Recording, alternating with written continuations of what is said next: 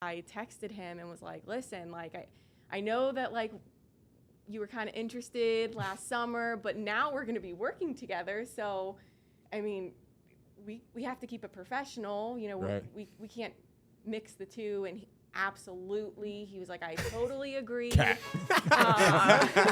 So, No problem. yeah. That boy Mark was like, yeah. Yeah. Whatever you say.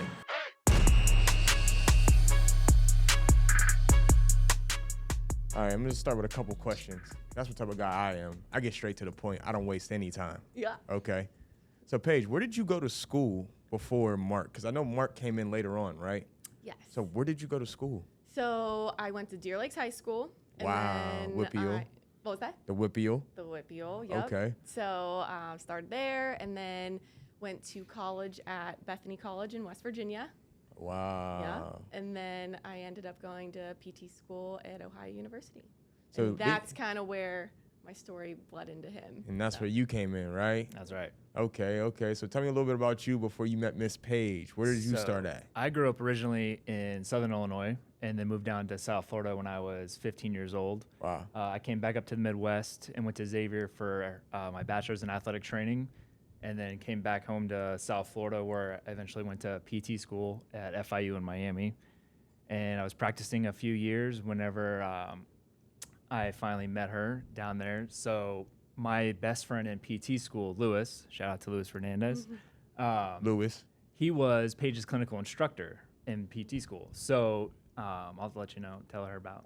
Yeah, so I'm in South Florida for the summer for my clinical rotation. Okay. And obviously I was hoping to have like an amazing summer. I knew that I was being placed at a clinical location that was going to be treating high-level NFL and Olympic athletes, so I was super excited about that. But I didn't know until I got down there that my clinical instructor's best friend had just hit for $10 million on a scratch-off ticket. So what I thought was going to be a great summer ended up being an even better summer. So, Wait. Yeah. You said $10 million on a $10 scratch. million on a scratch. Listen, we're going to end this. I'm going to go down to the convenience store real quick. So he didn't even scratch it. He put it in, if I remember correctly, I believe Didn't scratch any of the numbers, just the barcode. Yeah, he just had them put it into the machine, and it started ringing that he had to call Tallahassee to see how much he won. And he's still thinking like, oh, you know. A couple thousand. Yeah, you know. So he gets in his car and, you know, calls, and they told him he hit for $10 million. And I'd have screamed. I'm probably going to crash my car back. Yeah. And if it on it cracking, you know what I'm saying? Yeah. So that was, you know, I found that out quickly at the beginning of my summer down there. And so our summer was, you know, out on boats, going to the Hard Rock Casino, and we were at cabanas. Why didn't I know y'all earlier? Like, I know. I mean, it was Very the best. generous guy. Yeah, for sure. very, very generous guy.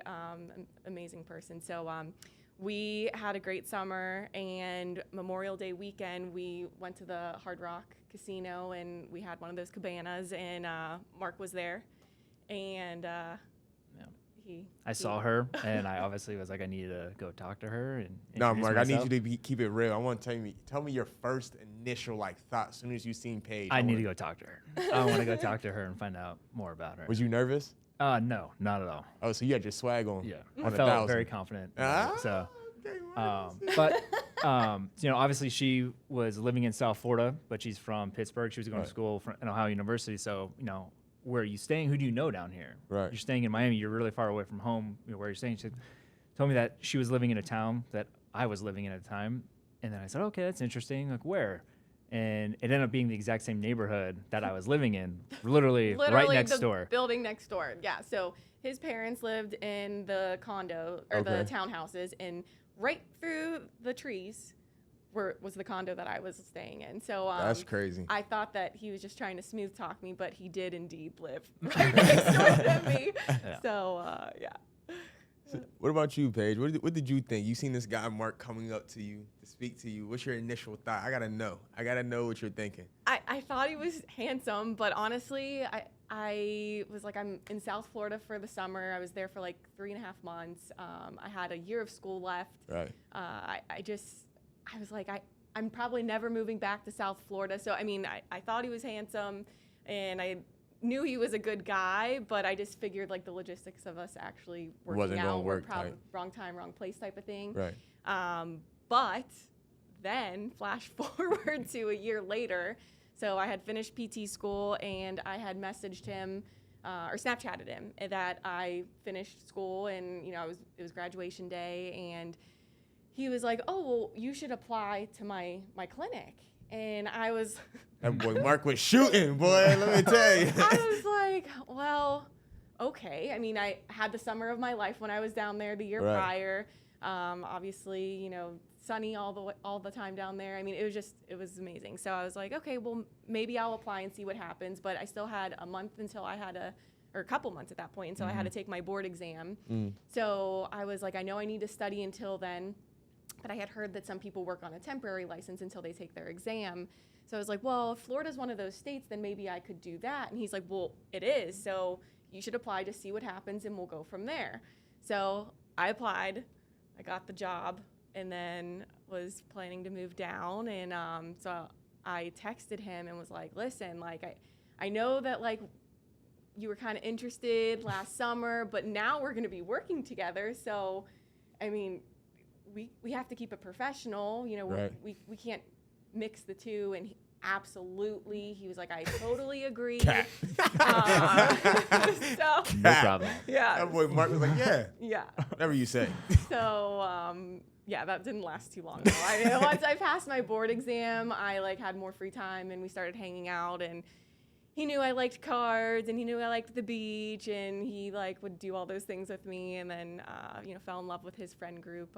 So the rest was kind of history, but it's kind of funny to look back because when I was down there for school and I left, he told his buddy, he goes, if that girl ever moves back down here, I'm going to marry that girl. And then flash forward the next year, he tells the same friend, he goes, yeah, you know, Paige just got a job with my clinic and is going to be working with me. And he goes, wait, so you're telling me the girl that you told me a year ago that you were going to marry if she ever moved back down here is now going to be working at the same clinic as you?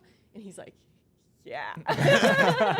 So, yeah, pretty cool that all happened the way it all did. worked out. And yeah, so. I want to know Mark's game plan because I feel like you was plotting. I don't know.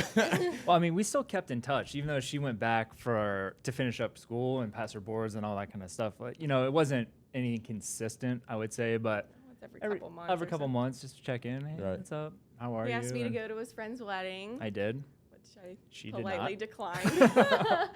It just was, once again, not Timing. not great timing. I was at that point, I had just finished one of my clinical rotations in Columbus, and I was moving that weekend of that wedding to Cincinnati to live with a family. I didn't know.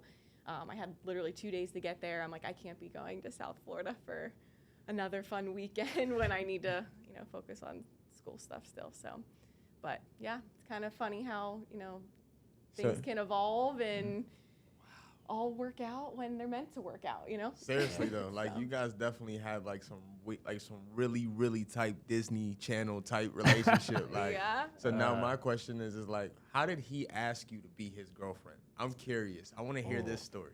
I'll take the lead on this one. So we had been dating for several months, and then obviously, you know, she wanted to introduce me to her family and make sure that, you know, everyone approved before I guess we solidified it and put an official term on it. But leading up to that, I asked probably, I'd say like 2 times. Yeah, because you said. And she was still holding out until I met her family, which they are amazing people. Respectfully. And I've been, of course, I understood. But then that weekend, so it was Thanksgiving of 2017. Met her family, wonderful time. Nice to be back in the Midwest during fall and like that type of weather. And then, you know, the night before our flight, I said, this is going to be the last time I ask you. I said, I've met the family. I said, you know, will you be my girlfriend? She said, yeah. And yeah, it was not, it's. Third time's a charm. Yeah. You know what I mean? That's what I'm thinking. But it's an easy anniversary to remember because it's always the Sunday after Thanksgiving. And she even got me, one of my very first gifts, got me this really nice watch with it engraved on the back too. So. Yeah. Obviously our anniversary is different. I mean, we could still celebrate the dating anniversary, but I'm sure our wedding anniversary is a little bit more. A lot more relevant at this point, but it's still fun that it's easy to remember, and it's kind of a funny story for us. So. You know who we got to get on this show? we got to get your best friend on the show that was talking about like, hey, Yes. you just. Oh my God, that would be so great. It has to happen because I Done. gotta hear his point of view. Yeah. Because this is his boy, right? This girl from Pittsburgh comes from left field, Yeah. right? And his man says, she ever comes back, I'm gonna marry her. Then all of a sudden, Paige just pops up like Houdini back in Florida. Yeah. So I gotta see his perspective, man. But I want to know how giddy you were when you found out that she was coming to Florida.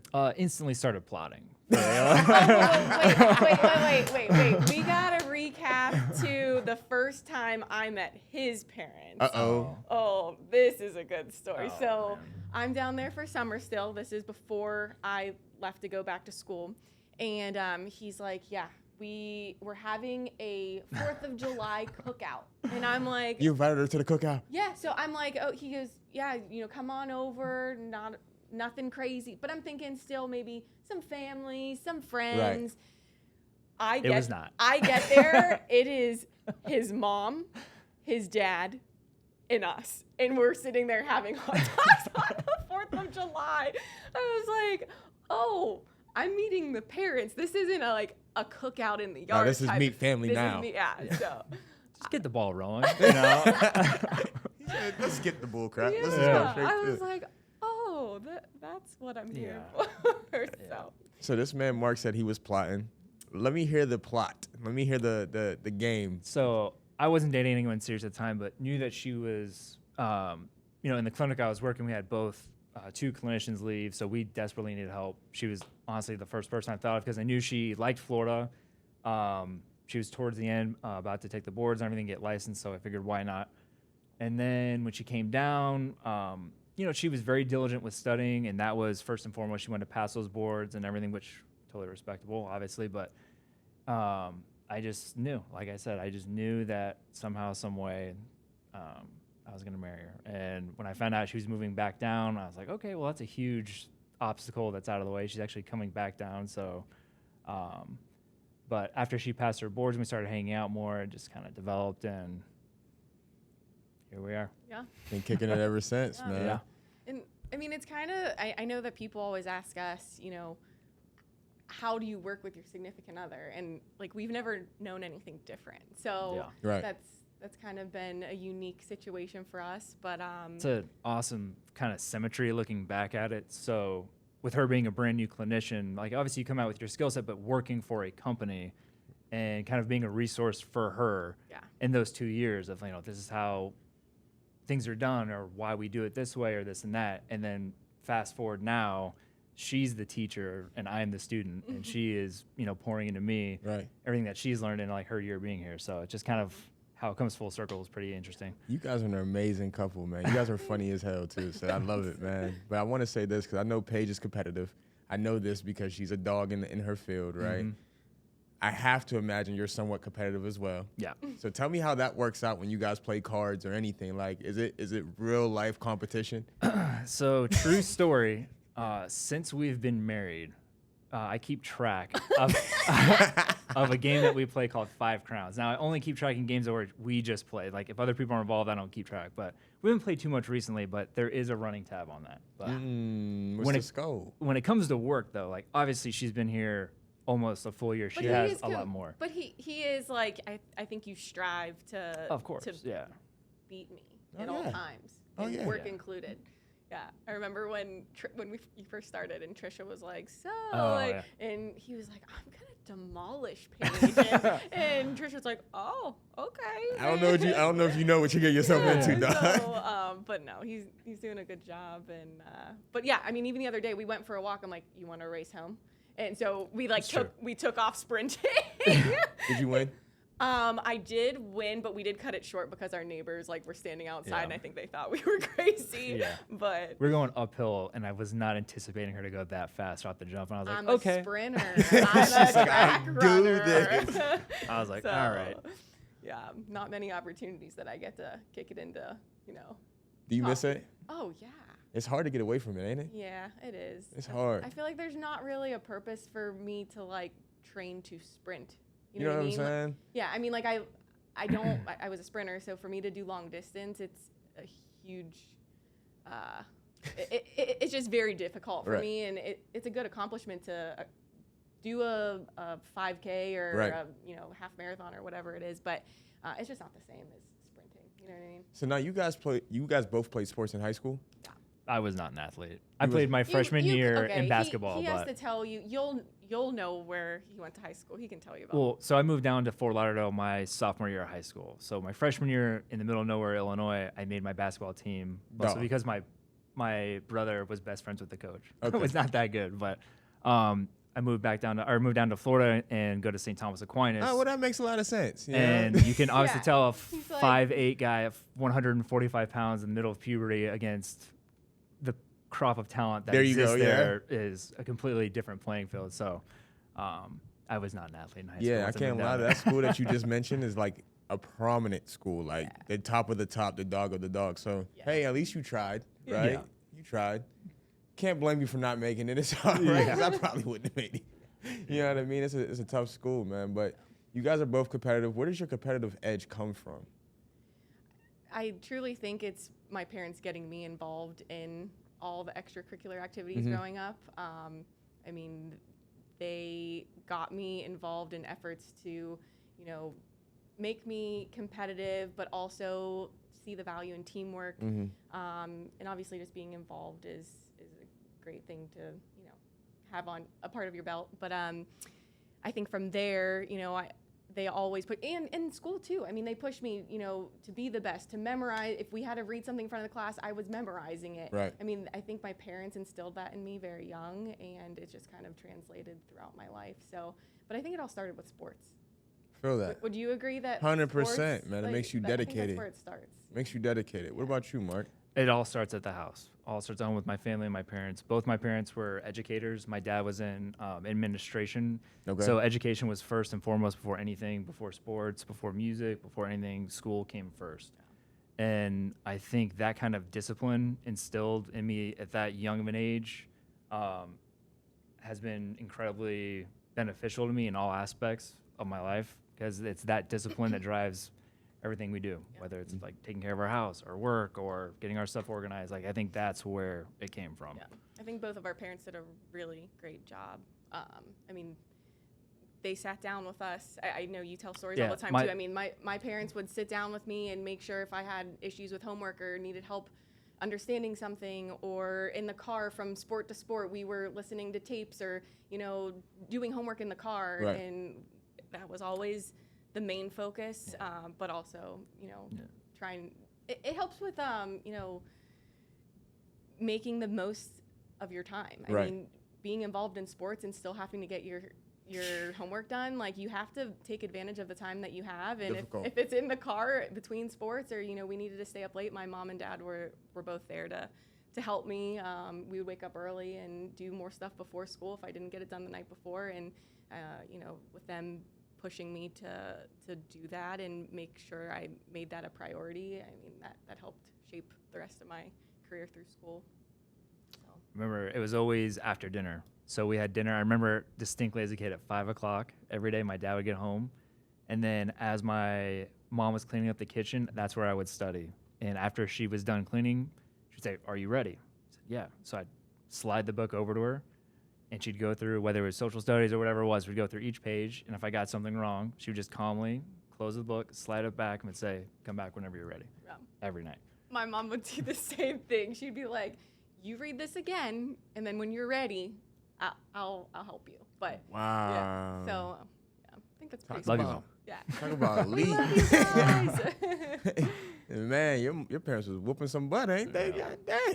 Yeah. I ain't gonna lie, I didn't have that type. I can't. My mom worked 2-3 jobs, and there's times where I failed class simply just because I just was not paying attention. Can't even lie to you. Like, I had ADHD in my head.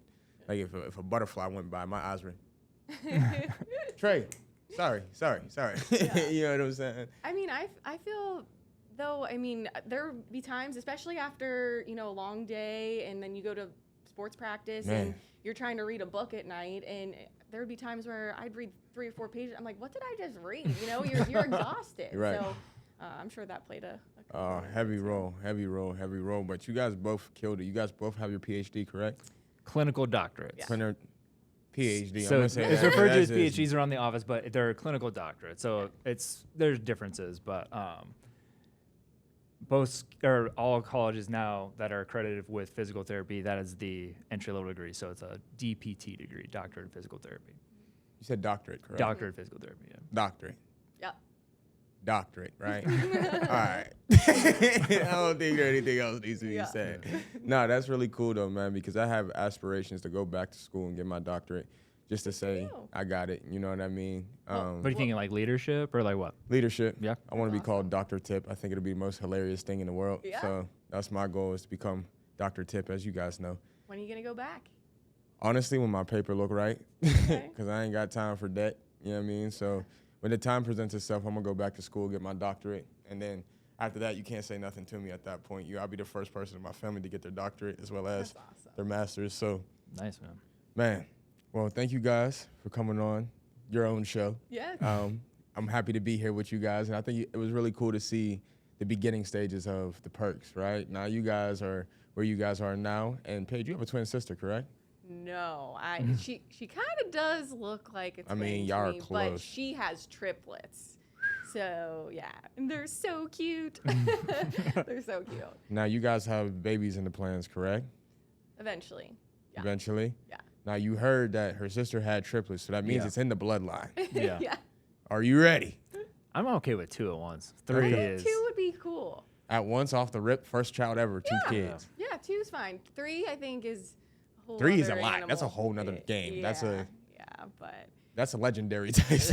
yeah, but they do say that you're more likely if it's if your sister has multiples. So we shall see.